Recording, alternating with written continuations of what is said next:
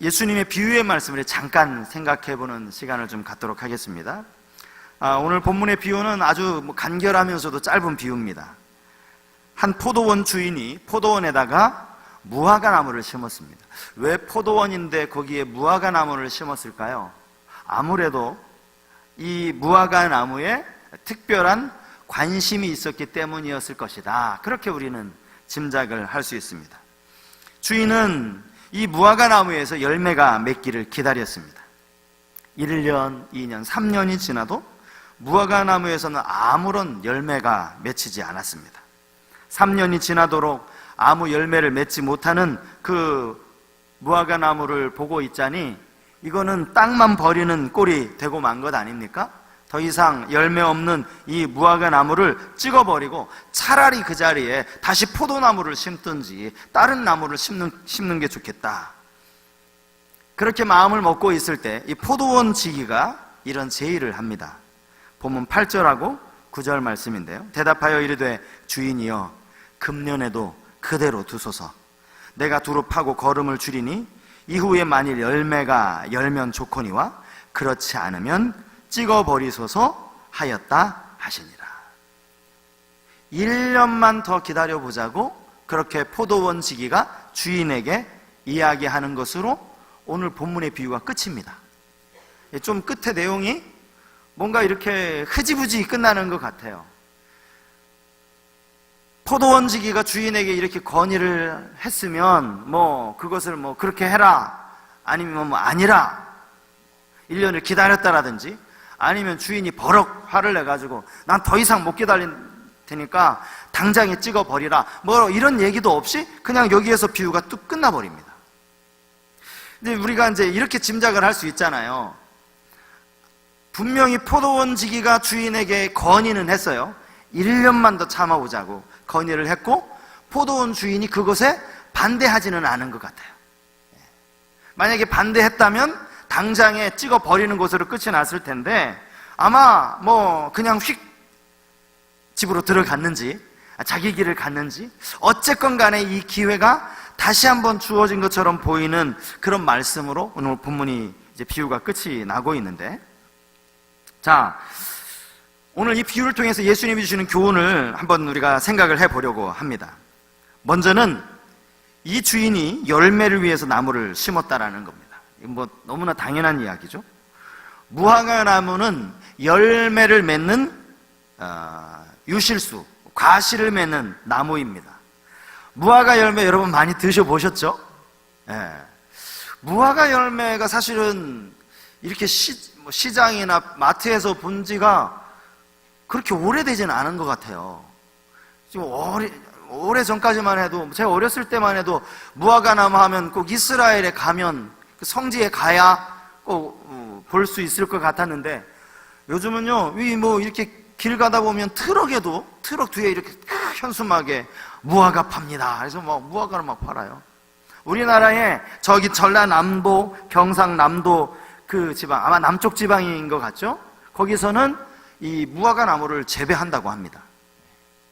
이게 남쪽에 요즘은 다 비닐하우스로 다 하니까 저 북쪽 지역, 그 남쪽이 아니더라도 북쪽 지역에서도 비닐하우스에 이 무화과 나무를 심는다고 그래요. 그렇게 무화과 나무를 심는 이유가 뭐겠어요? 무화과 나무 열매가 좋다는 거죠. 이게 효능이 상당히 많대요. 무화과 나무 여러분 효능에 대해서 알고 계십니까? 다양한 효능이 있더라고요. 그래서 이제 이 무화과 나무를 사람들이 재배도 하고 이제 그만큼 그래도 매출이 있으니까, 찾는 사람이 있으니까 무화과 나무를 여기저기서 이제 재배를 하는 건데요. 사실 이 무화과 나무는 생긴 것은 이게 좀 희한하게 생겼습니다. 못생겼다라는 거죠. 무화과 나무는 결코 그 나무를 관상하기 위해서, 아주 가지가 예뻐가지고 관상하기 위해서 그렇게 심어두고 그냥 구경하는 그런 나무가 아닙니다. 무화과 나무는 열매 말고는 다른 거 하나 볼 게 하나도 없다라는 거예요. 성경에 사무엘상 25장에 보면 여기 다윗 이야기가 나오는데요. 다윗과 아비가일 이야기가 나옵니다. 이제 나발에게 찾아왔는데 나발은 이제 그동안 다윗이 나발의 어떤 뭐 재산이나 가축이나 이런 것들을 잘 돌봐줬음에도 불구하고 나발은 다윗을 무시하죠. 나 다윗 누군지 모른다.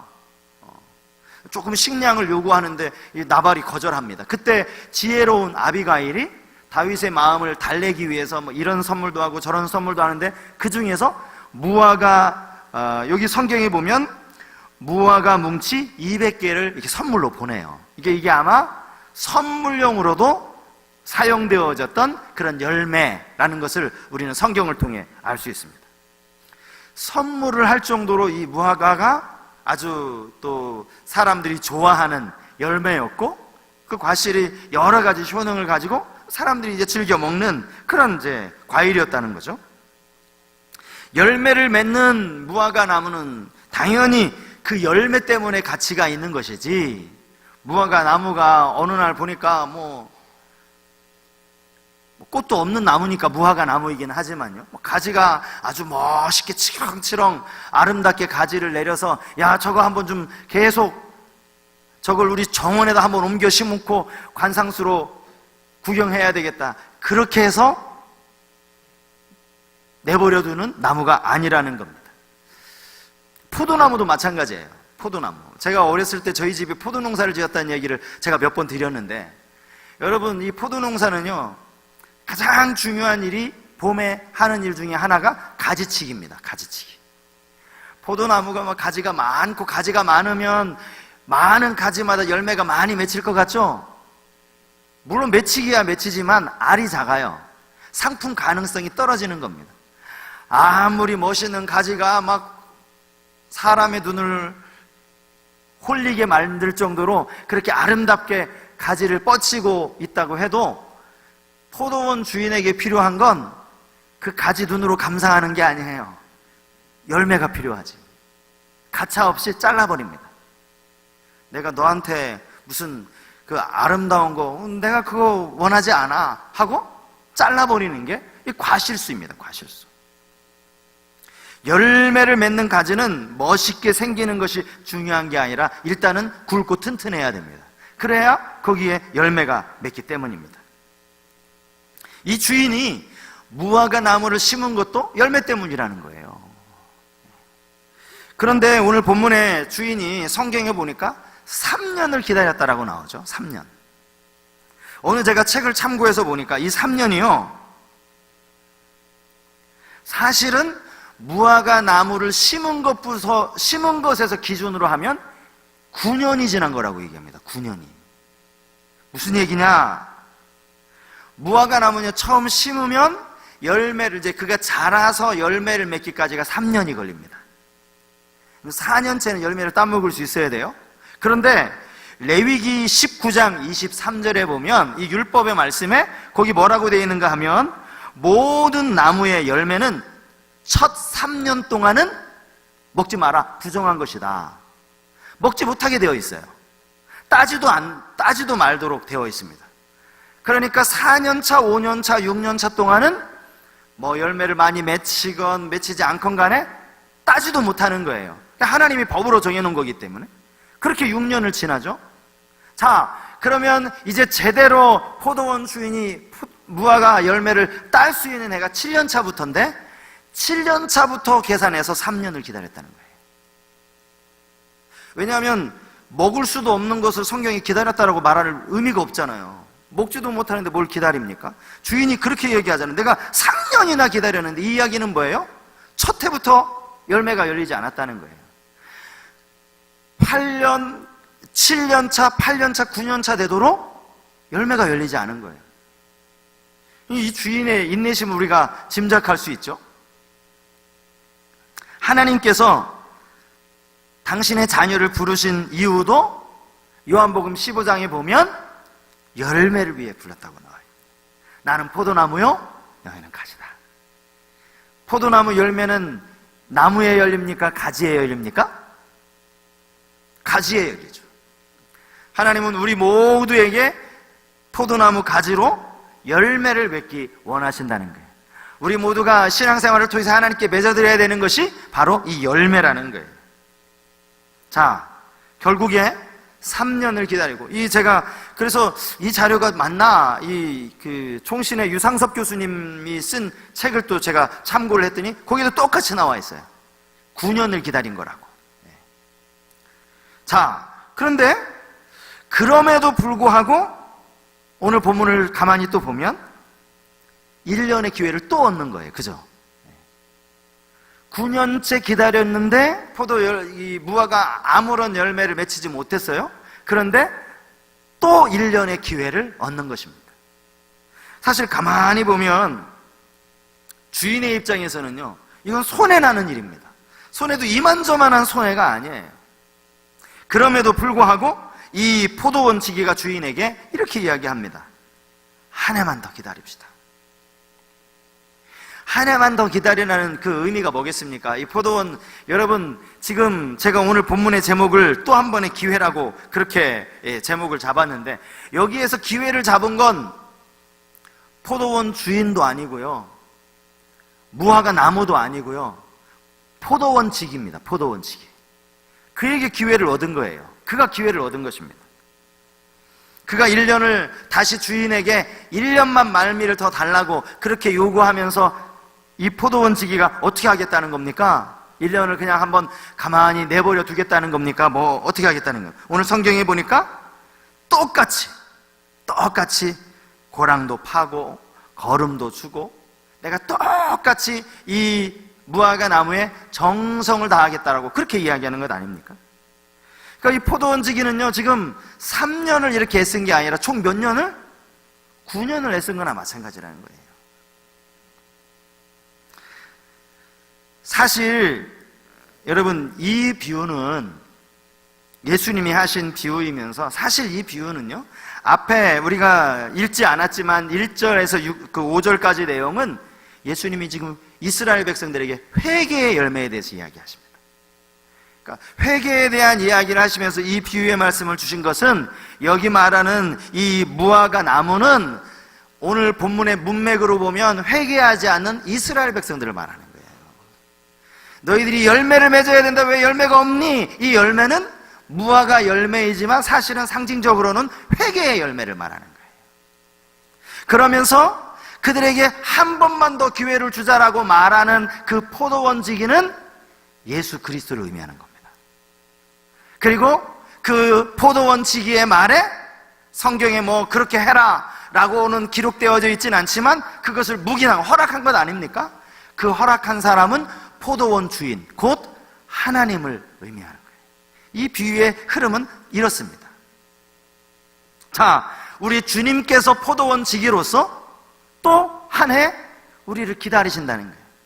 열매 맺지 못하는 우리를, 열매 맺지 못하는 이스라엘 백성들을 기다리시는 것처럼 우리 모두를 주님이 기다리고 계신다는 사실입니다.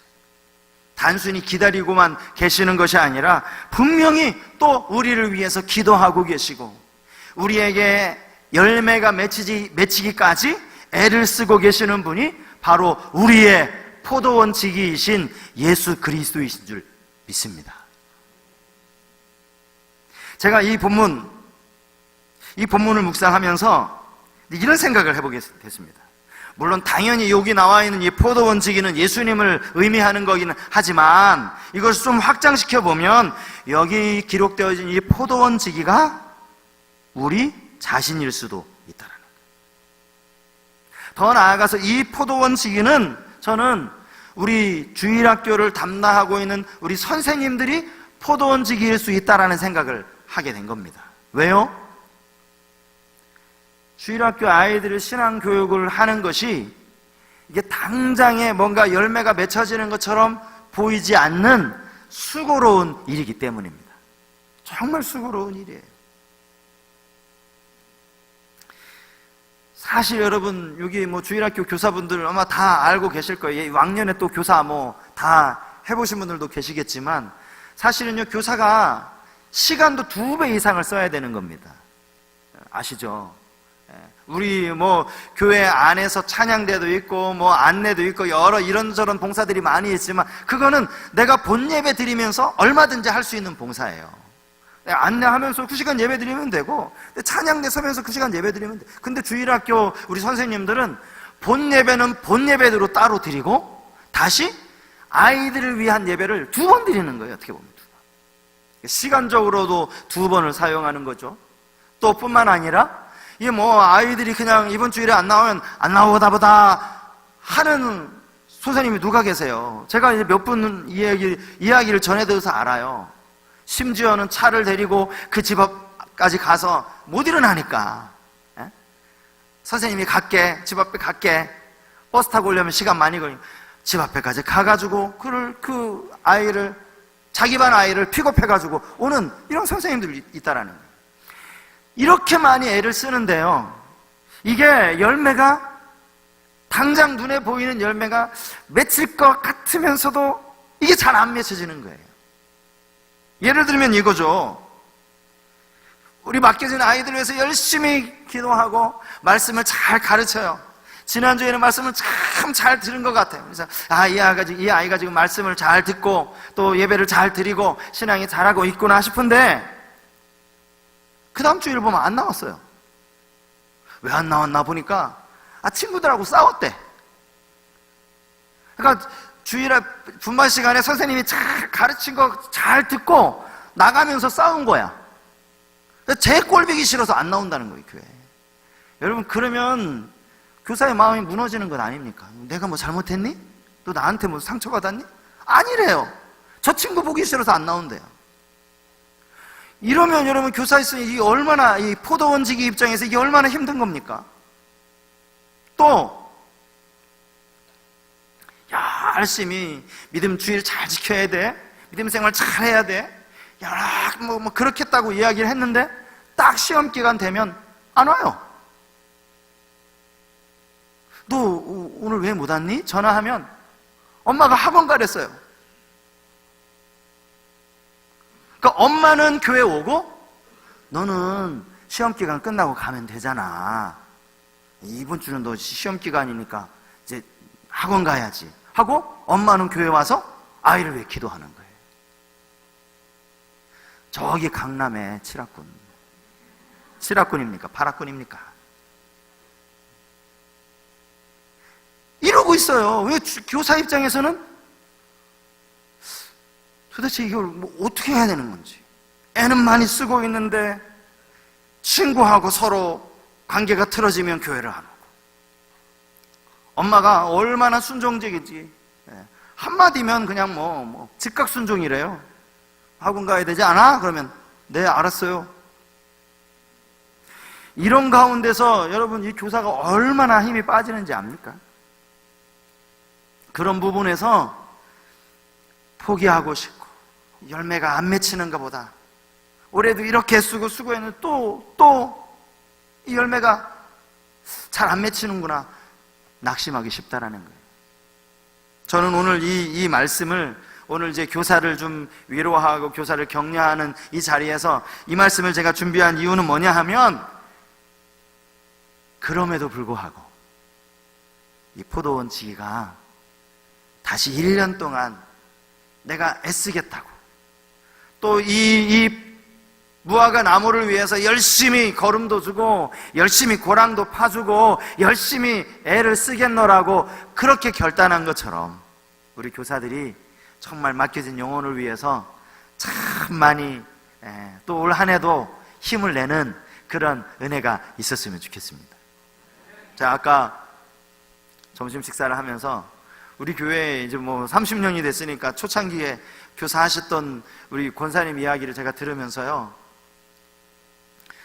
찬양 얘기를 하는 거예요. 찬양. 유치부 때 그렇게 개구장이었고, 찬양 이것도 칭찬하는 거다. 아이고, 저 어떻게 저렇게 개구진가 했는데, 여러분, 지금 우리 찬양 형제가 오늘 뭐 3년 근속교사 그 시상도 받았지만, 찬양인도 하면 얼마나 뜨겁게 찬양하는지 몰라요. 늘 큐티하는 모임에 같이 참여해서 큐티하고, 여러분 지금 청년들 홈페이지에 감사 제목 올리는 거 여러분 보시는 분 혹시 계시는지 모르겠어요. 매일매일 감사 제목 이렇게 올리면서 그렇게 믿음으로 살려고, 말씀으로 살려고 애쓰는 거예요. 이게 그렇게 믿음으로 잘 서 있는 모습을 지켜보는 왕년의 그 어린 꼬마 때 유치부 교사였던 그 권사님 입장에서는 이것만큼 뿌듯한 게 없잖아요. 그래, 저렇게 신앙생활을 잘하고 저렇게 열심히 아주 신실한 청년이 되었다는 것, 여러분 이게 소망 아닙니까?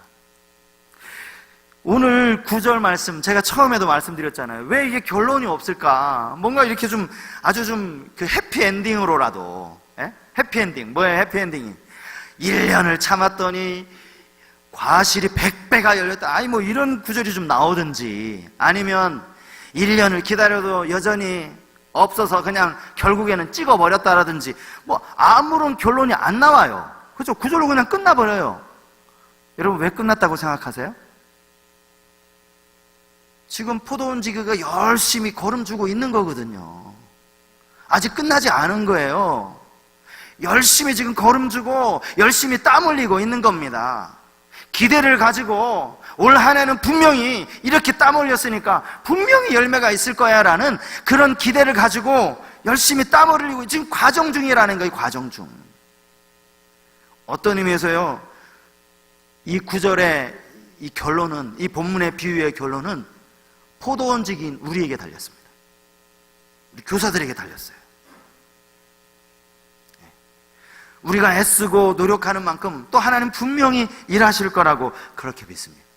오늘 본문에는 그게 무슨 결론인지 아무런 결론도 안 나고 그냥 흐지부지하게 끝난 것 같지만, 여러분 우리가 잘 알고 있는 본문 하나 있어요. 결론. 시편 126편 5절 6절 말씀이에요. 우리 한번 이 구절 같이 한번 읽고 우리 주일학교 교사를 좀 위한 영상을, 짧은 영상을 하나 준비했는데 영상을 잠깐 보고 또 찬양하는 시간을 갖도록 하겠습니다. 우리 시편 126편, 여기는 뭐라고 결론을 내렸는지 한번 5절 6절을 다 같이 한번 읽겠습니다. 시작. 눈물을 흘리며 씨를 뿌리는 자는 기쁨으로 거두리로다. 울며 씨를 뿌리러 나가는 자는 반드시 기쁨으로 그 곡식단을 가지고 돌아오리로다. 할렐루야. 어떻게 하겠다는 거예요? 반드시 기쁨으로 거둘 것이라는 것 아닙니까? 저는 이 말씀 붙잡고 우리 교사들이 정말 힘내서 맡겨진 귀한 영혼들 위해서 여러분 정말 기도하시고, 또 우리 성도님들은 꼭 우리 교사들을 위해서, 여러분 자녀를 위해서 기도하실 때마다, 손주들 위해서 기도하실 때마다 정말 우리 교사들을 위해서 여러분 꼭 기도해 주시면 좋겠습니다. 교사들을 위한 영상을 잠깐 한번 보고 우리 찬양하는 교사들을 좀 축복하는 시간을 갖도록 하겠습니다.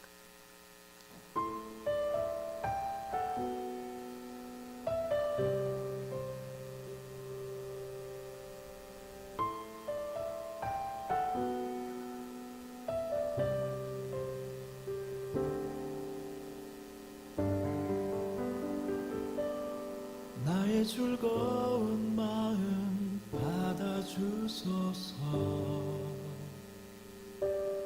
나의 감격함을 올려드립니다. 주의 임재 안에 만족함을 하십니다. 내 안에 있는 기쁨 사용하소서. 나의 즐거운 마음 받아주소서. 나의 감격함을 올려드립니다. 주의 임재 안에 만족함을 하십니다. 내 안에 있는 기쁨 사용하소서.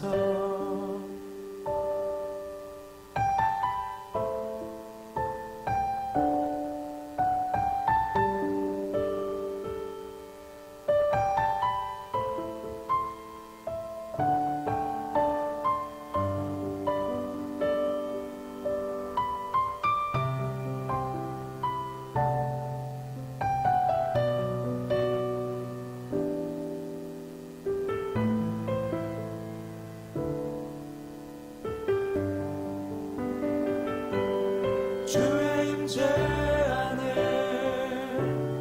만족함을 만족함을 하십니다. 내 안에 있는 기쁨 사용하소서. 나의 즐거운 마음 받아주소서. 나의 감격함을 올려드립니다. 주의 임재 안에 만족함을 하십니다. 내 안에 있는 기쁨 사용하소서.